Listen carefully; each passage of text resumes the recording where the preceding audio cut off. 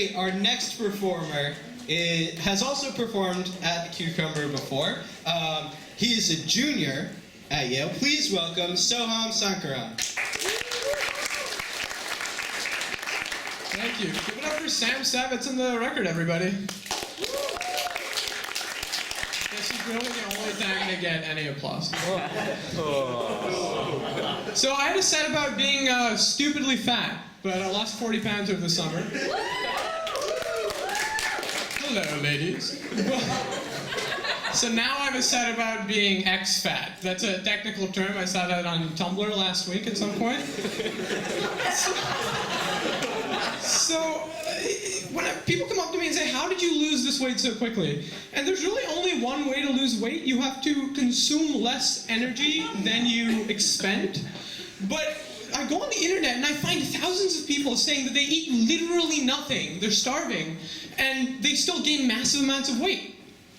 And I look at this and I'm incredibly overjoyed because I realize that we've solved the energy crisis. Not just here in the United States. Saudi Arabia can't kick us around anymore, but we've solved the heat death of the universe. We are not going to die. Our species will survive. We'll just plug in a bunch of tumblerinas to a power machine. Or people lie about how much they eat on the internet. Whichever one seems more likely to you. So when I weighed about 40 pounds more, we got a lot to get through. When I weighed about 40 pounds more, people would always think that I was a gamer, which, I mean, I guess sort of makes sense, because I was very chubby, I had, like, the neck beard and the long hair and Mountain Dew, all the fixins of that lifestyle. And that's really sad, because I'm not a gamer. It cuts too close to home for me. I do robotics. I build drones, and I do robotics academically. That's what I do. I do a thing other than come and like talk on a microphone sometimes. And I love Iron Man. That's how I got into robotics. But the future of warfare doesn't look like Iron Man.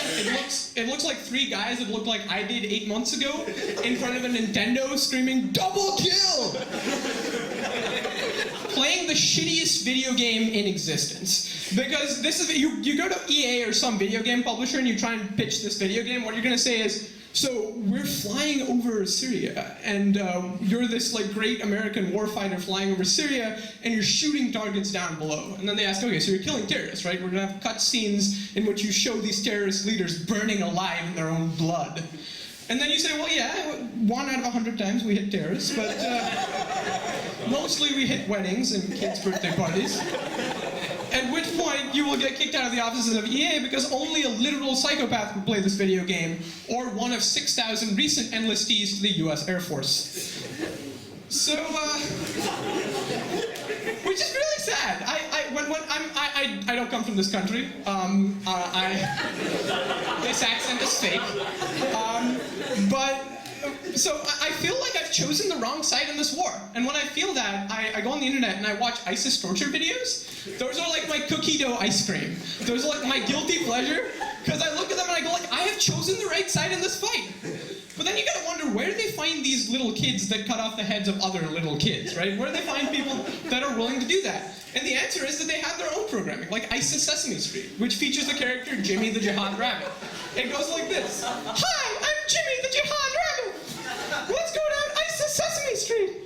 Oh, Yusuf, what happened to you, Yusuf? Why are your parents' heads a mile away from their bodies, Yusuf? I don't know, Jimmy the Jihad Rabbit. Were my parents bad people? No, Yusuf, they only happen to live within 100 miles of a terrorist encampment.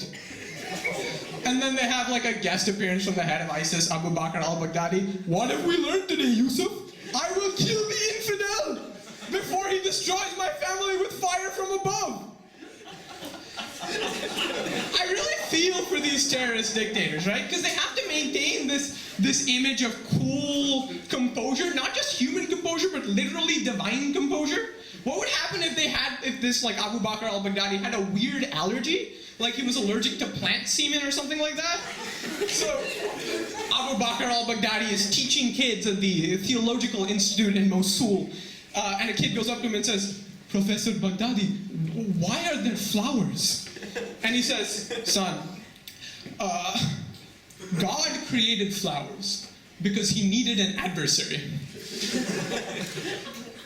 I know a lot of people like this friends in real life at Yale, people who just want to be cool all the time. Fred, I see you here somewhere. And when I see these people in dining halls, when I'm sitting alone at a table, I just do this. And then they're just fucked, right? Because if they come sit at my table, they're the second least cool person in this dining hall. But if they don't sit at my table, then they have just taken an icy dagger and stabbed it through the heart of an innocent brown immigrant. And that's killing him with kindness. All right, thank you.